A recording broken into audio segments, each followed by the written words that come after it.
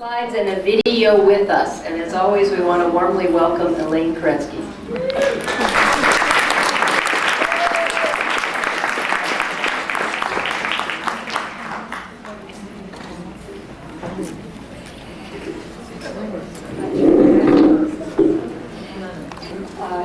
Traveling through the Himalayas and the Tibetan areas outside of the Himalayas, and I want to share with you some of my experiences there. First, I want the slides. The slides ready to go?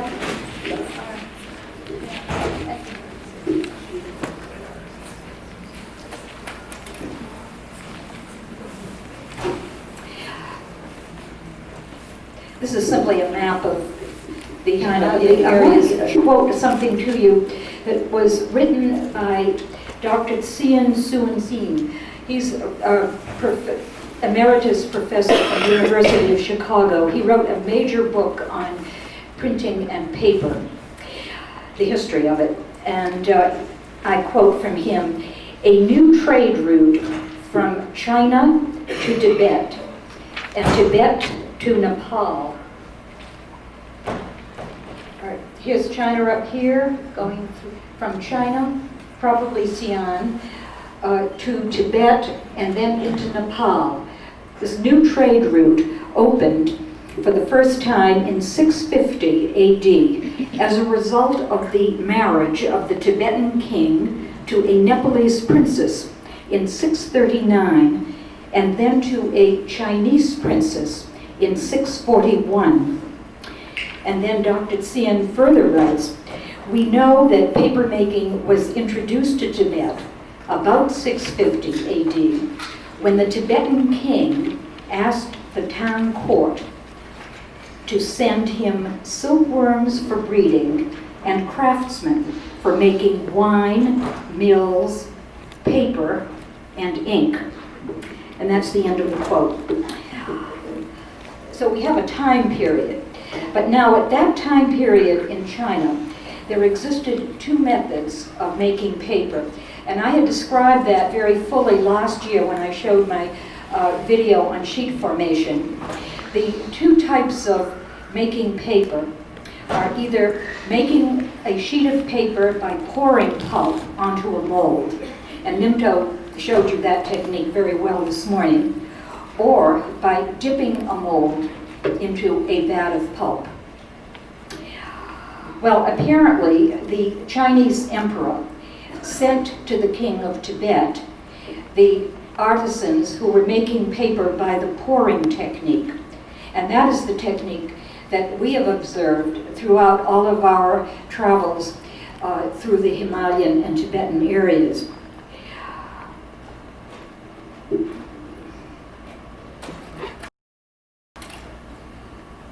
Our first visit to the Himalayas was to Nepal in 1978.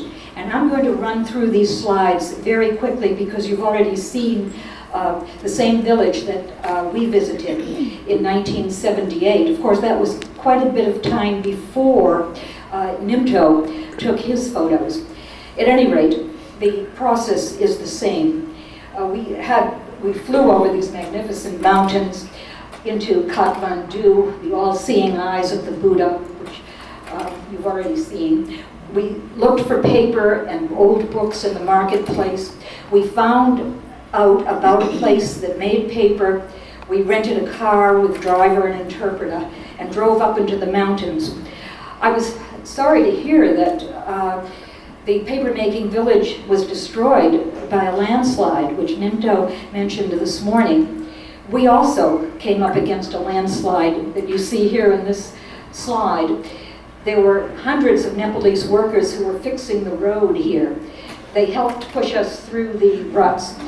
And finally, we got to this magnificent valley, which, again, you saw slides of that this morning. This is the little enclave north of Barabisi on the road to Tibet, and it's very close to the Tibet border. The process that I saw in 1978 was identical to what you saw this morning. The Daphne fiber, we see a huge pile of it. At that time, they were only using the wood ash as the alkali in cooking.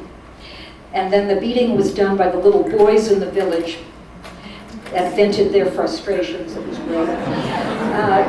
Then the pulp is mixed with water. This lady is dispersing it in the trough, and then she makes paper with her floating mold right in the little river that ran through their settlement. And she pours the pulp down, disperses the pulp, lifts the mold up, lets it drain a little, and then puts it in the sun to finish drying. And that's all there is to the process. It's very simple and direct. When the paper's dry, she just pulls it off of the mold. Now, in 1986, my daughter, Donna Koretsky, also went to Nepal. She had a little different experience. She visited the Center for Cottage Industries in Kathmandu, and there they had a school in which they were teaching the Nepalese paper makers how to make paper in the Japanese style.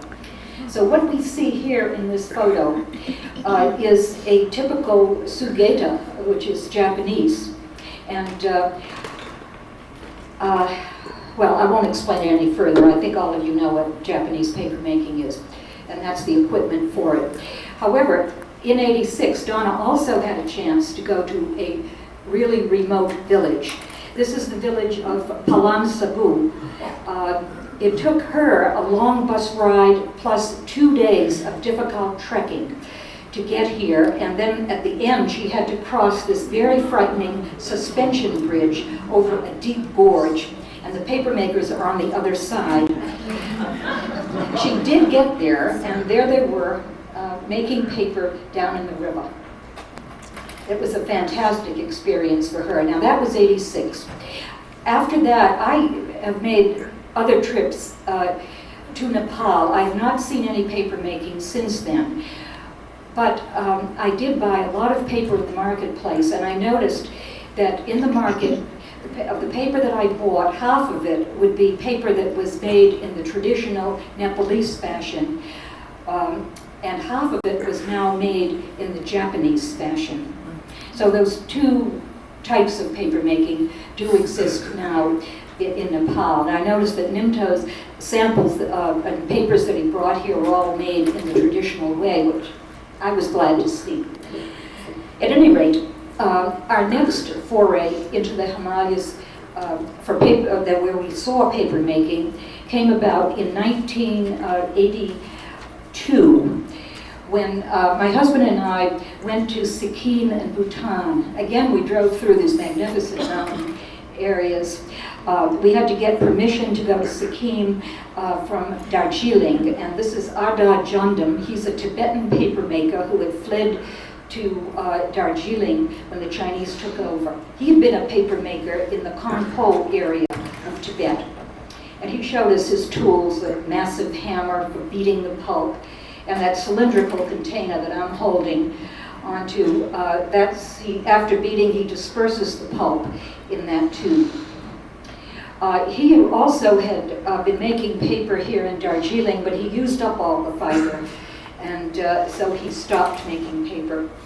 We got our permission to go to Sikkim, and here we are at Rumtek Monastery. We drove up to Sikkim, then drove up to Gangtok, and drove up to the monastery over amazing roads. It's just a beautiful area. The significance of Rumtek Monastery is that they have a printing establishment. The monk in charge of it was away that day, but he has 4 paper makers in the area who are making paper. And we met Cho Sum, one of the paper makers, and I'll just run through these slides. He uses the Daphne fiber, and these are his molds. If you saw my film last year on sheet formation, I have a video sequence of Cho Sum, so I won't even talk about this. It's the same method that we had seen in Nepal with just a little bit of variation. You see, he lives on a side of a cliff, and just an amazing area to see. Those sculptured farmlands down below and his molds drying there. Then we went to Bhutan, and we drove into Bhutan. It was before Bhutan had airplanes. So that was a long, hard drive to get there. Here we are in our pickup truck. Cindy and I are standing between our driver on the left, and this is a cook who's kneeling on the right, and our interpreter took the photo. We had to take a cook with us and all our supplies because there are no places to stay where we were going. We were on our way to Nop Ding in central Bhutan, and we only stay overnight at a little guest house, but it had no facilities at all for eating or anything else. This is the scenery along the way. It's a fantastic vertical country. We wound in and around the mountains, the beautiful farmlands, and we went through Dachala Pass. It's over 10,000 feet. It was frightening. It was snowing then. We were there in December. It's foggy. The road is wet. We had a good driver, so we had no problems. You see what the road looks like. They're rebuilding these roads. But it's not easy to get through. They've employed thousands of Indian people to build these roads because the Bhutanese don't like to get involved with that kind of labor themselves. At any rate, we got to Nop Ding and we visited the paper maker. Again, Daphne is used as the fiber. There's a huge pile of it. Because it's winter, the paper maker was not forming sheets. It's just too cold. It's bitterly cold. So he spends the winter preparing the Daphne fiber, which we see here in this slide. He uses also lye made from wood ash, and that's his cooker, and then those are his beating hammers. But now he also had a departure in paper making. Most of the paper makers in Bhutan at that time were still using the floating mold and pouring pulp on it. But this particular paper maker had been to a new school in Thimphu, the capital of Bhutan. And here they were teaching paper makers to make paper on a wood frame with a bamboo screen and dip the mold into the pulp. So even in 1986, this is 82 in Bhutan, things were changing there. He used 2 boards to press his paper. There were rocks on the right that was used for the pressure on the boards. And then finally, he dried his paper by brushing it onto a plaster wall. Not heated though, it's just a plain wall. And that's his finished paper. You can see the cross-hatching on the paper with light behind it. I have not been back to Bhutan. I don't know the current situation, but apparently that's changing too. Our next trip into the Himalayas was into Tibet itself, and I'm going to run through these very quickly. Gorgeous mountains. I mean, it's just a fantastic area. It's very arid. The mountains cut off the rainfall, so that within the interior of around Lhasa, there is very little water. Everything's gray. Houses are made of stone.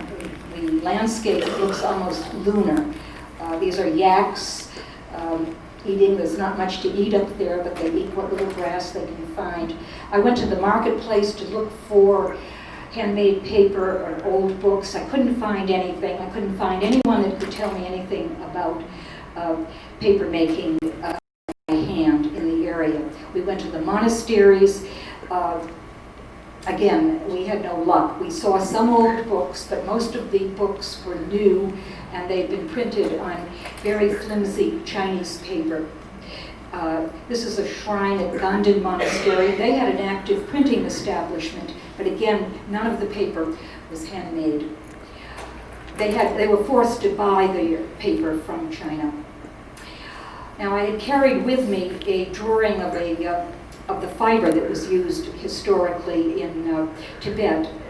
Nimtu referred to that this morning, the Stellara chymijasmi. It's the rootstock of this plant, which is used for paper making. Now, after we saw that little plant, we tried to dig it up with a trowel. I'm digging with the help of my driver and guide. We couldn't dig it up. in its entirety. We dug a little of it, and then I carried it around. No, I know. Well, we went back to Lhasa to the market. I bought a shovel. And then we thought we'd do some active digging, so we went back to Zhongdian Monastery, and we found more of the plant. This time we were more successful. We dug up this little specimen, and that's what the root looks like. The root can be as much as 20 inches long and as big around as your wrist. It was hard work digging it up, and I wasn't even sure that I found the right plant. So I carried my little plant with me wherever I went, and here at the school, at the hospital for Tibetan medicine, I interviewed one of the doctors. I showed him the plant, and he instantly identified it. It's used medicinally in Tibet, he's told me, and it's also used for paper making. Unfortunately, he didn't know of any paper makers in the whole area. However, he showed me their magnificent library for medical texts, and that's what we're looking at now is a book printed, block printed on the Stellara paper, and it's over 300 years old. This was very exciting to see, but of course I was disappointed that I wasn't finding any paper makers. Oh, in this slide, we're driving up Mount Everest. That was an interesting experience. But by this time, I had kind of given up finding any paper makers. It was about 3 years later, or maybe 1990, that I heard from my friend Panjik Singh. He's the paper historian from Beijing, and he told me that paper was now being made in Nimo. That's a town east of Lhasa. Now, I know Tom Leach was there at some point in the 90s, and I think Jane Farmer went there too and saw the paper making. But just 2 years ago, my friend Therese Weber from Switzerland, she's a paper artist also, she was in Nemo, and she said that paper making was thriving there. She sent me a wonderful group of slides of all the Tibetan paper making, the traditional type, in Nemo. So I'm glad to know that paper making is still alive there, even though I didn't see it in 1986. At any rate, we drove up the side of Mount Everest. There's no road. The truck just drives. It's an open truck. Just drives wherever it can. We came to a river that we couldn't cross. The bridge was broken, so half the group started to repair the bridge. I went off with my shovel and tried to dig more stellara. Finally, we got to our destination, which was this wonderful view of the peak of Mount Everest. At this point, we're 17,500 feet above sea level, and this is where we pitched our tents. We stayed here for 3 nights in these tents. It snowed at night, warmed up during the day, though, and we had this wonderful, spectacular view of the north face of Mount Everest from the Tibetan side. It was just fantastic. Another view of it. Oh, there I am with my shovel. I was hoping I would dig more stellara here, but nothing grows at this altitude, 17,500 feet. Absolutely nothing is there except rock. So I used the shovel to dig a latrine, and that was about it. At any rate, I now want to show you a video that I did. I just made the video, finished it last week. This was our experience into other Tibetan areas that we did last month. I can't believe I was just there last month. But anyway, I want to share with you this video. It's another part of the Tibetan area, which is northern Yunnan province and northwestern Sichuan province. They are both inhabited by Tibetans, and this is what we found. It's an incredible place, and Nimto told me last night, in fact he mentioned it this morning in his talk, that his grandfather came from the Kham Dege area of Tibet. It's eastern Tibet. Well, this is where I was last month. I was in Dege, and the second part of my film will show our experiences there with Tibetan paper making. So this is, it will now begin.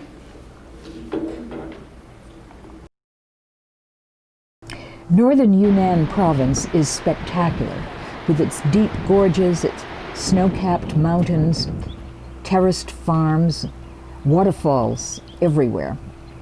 There's an active Tibetan monastery in Zhongdian. Unfortunately, no printing or papermaking here, but we did arrive when the monks were rehearsing for a festival the next day. You don't have to do it together, you just do whatever you feel like. Leaving Zhongdian, we drove south to Bai Di, the small village where we'd learned that Naxi paper was still being made. We drove as far as we could, then trekked to Bai Di. We located the house of the papermaker in the tiny village, and we were greeted by his father, Hershey Fa. The family dog got very excited. Mr. He told us that it was mushroom month, and his son was away selling mushrooms, much more profitable than papermaking. But he fully described the entire papermaking process. They use the inner bark of Wickstromia, which they call string bush. It's almost identical with the Wickstromia used in Japan, which the Japanese call gampi. The bast fiber is cooked for 1 day in lye that is made from the ashes of rice straw. They cook it in the kitchen and then beat the fiber on a log. Mr. He rounded up the tools of his son and gave us a wonderful demonstration of sheet forming in pantomime. Yeah, so that's the beating tool there that he's holding in his hand. We left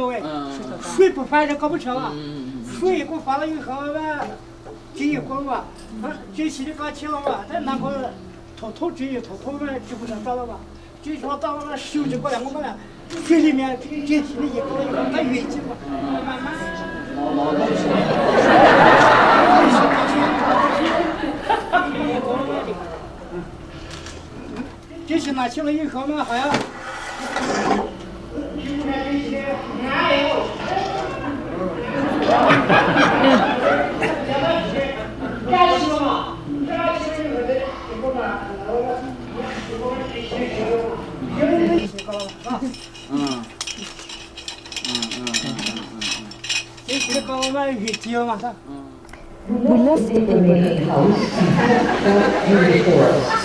On the way, our guide, who is a botanist, showed us the wild string bush growing there. And we drove a little further south to Lijiang, in particular, to the Dongba Institute there. We'd been told that we could see an actual demonstration of the Naxi papermaking here. The Institute is a museum and research center for the Dongba religion of the Naxi people. Their religion is a combination of Tibetan Buddhism and Taoism. They do have a written language. It consists of pictographs. They're like hieroglyphics. And it's used mainly by the religious leaders, those are the Dongbas, for their writings. Here's an artist at the Institute painting on handmade paper. In the past, at another part of the Institute, I've seen students of Dongba writing the old Dongba pictographs. And now we see this lovely Naxi girl giving a demonstration of their traditional papermaking. Her family is involved in papermaking, and she learned the skill from her mother. While she's dispersing the pulp in water, Her Hailan tells us that the pulp has been prepared back at her village. The string bush branches were gathered and the fiber stripped, cooked, and beaten there. Notice that the bamboo screen in the box is rigid. It's not the flexible screen that's used in other parts of China. Also, the bamboo pieces are wide, and they leave a distinct imprint on the finished paper. At the bottom of the wood box, there's a lip on which the screen is set. Miss Herp places a scoop of pulp onto part of the screen. Then she moves it around a little to distribute it. And then she'll prepare another scoop and put that on the screen. And she'll use a third scoop. There's not much water in the box above the screen, So she doesn't do the hand motions for dispersing the pulp that we see in other Himalayan papermaking.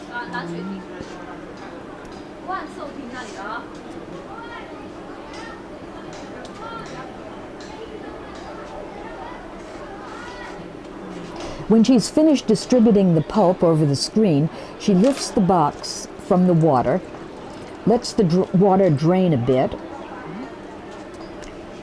and then she does a little more rearranging of the pulp.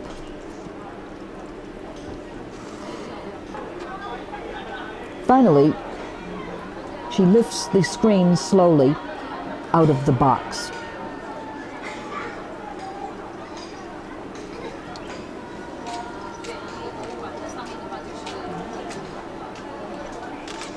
She has a wood plank ready, and now she places the screen and its sheet of paper directly on the plank.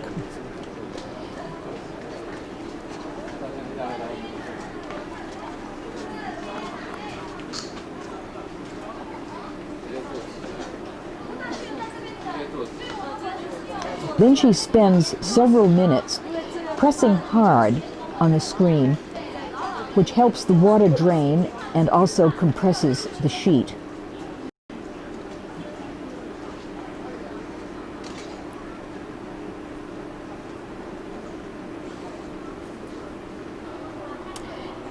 Then she removes the screen,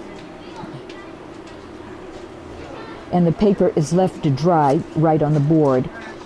When it's about half dry, she will run a roller firmly over the paper, as we had seen demonstrated in Bai Di. After our adventure in Yunnan province, we flew to Chengdu in Sichuan, and now we are driving up into the mountains to Dege, right at the Tibet border. In fact, this whole area was part of Tibet until China changed the boundaries of the provinces. We had the usual bad roads, which are being rebuilt. Here's the road building equipment and the workers. And along the road, we witnessed the strong Tibetan presence here. The prayer flags, the chortens, and now a monastery where we hear the monks praying.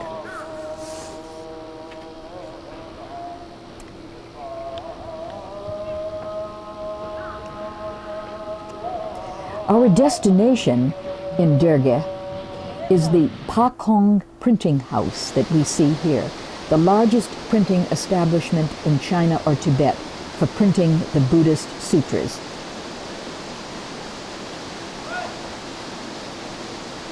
They use wood blocks for printing. They have thousands of blocks that are centuries old, and they also carve new ones. We see here dozens of workers in each room turning out tremendous amounts of work. The whole thing is a giant operation.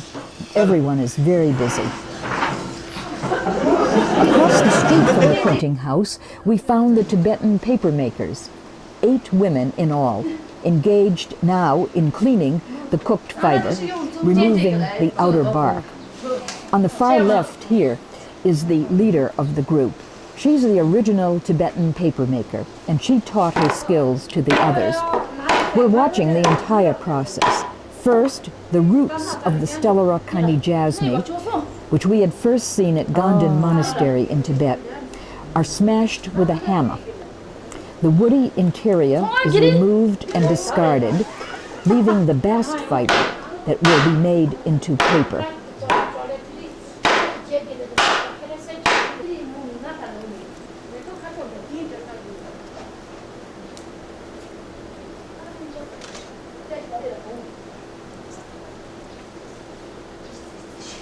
The fiber is soaked in water, and then it's cooked on this stove for 2 hours using soda ash in the cook.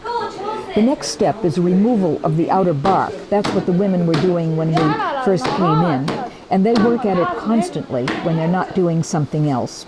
Now 2 of them are beating the fiber with wooden mallets.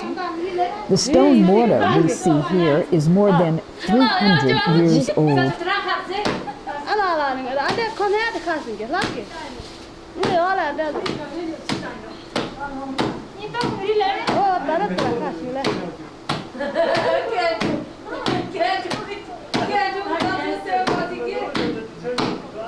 When the pulp is sufficiently beaten, it's put into this cylindrical container that resembles a butter churn. It's just like the one that the Tibetan papermaker in Darjeeling showed us. The pulp is being mixed with water.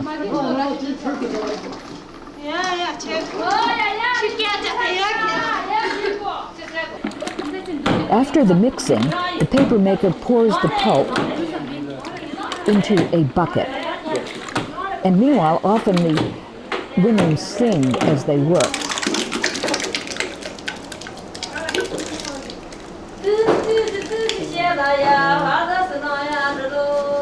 And now we all go out into the courtyard to see the sheet forming.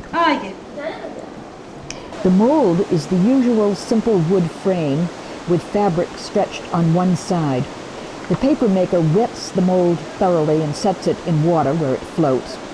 Another woman starts to pour the pulp onto the mold. She puts in 3 dippers full, and then 2 women start dispersing the pulp in water.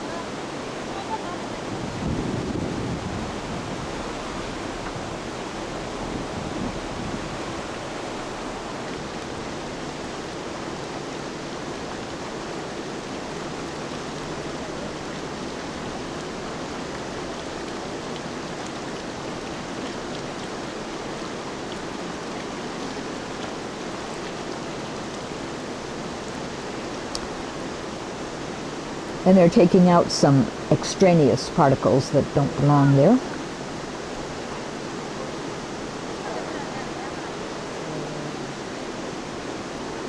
When they're satisfied that they have an even sheet, the women raise the mold from the vat and let it drain.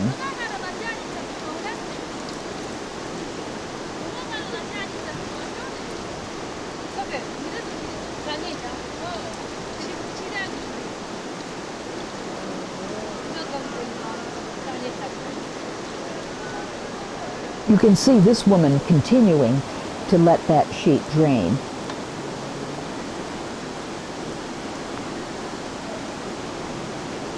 And then she puts it out into the sun to dry. The final step is removal of the dry sheet, as we see here. The sheets are very large, 27.5 inches by 39 inches.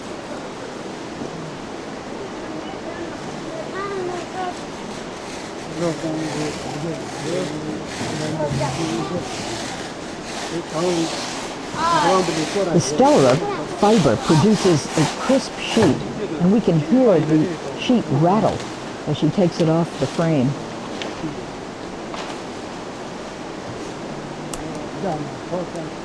Our visit to Dege is finished now, and we drive back through these fantastic mountains to Chengdu and then home.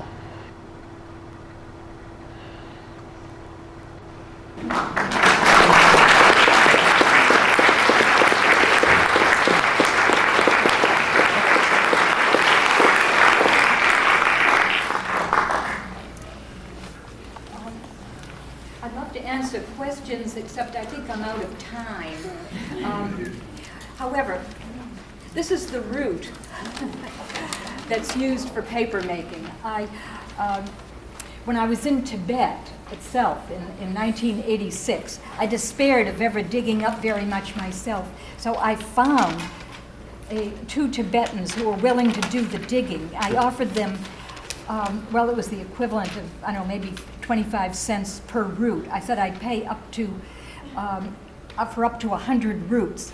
And one day later, they delivered this huge box of 100 roots to me. It was wonderful. And this is one of them.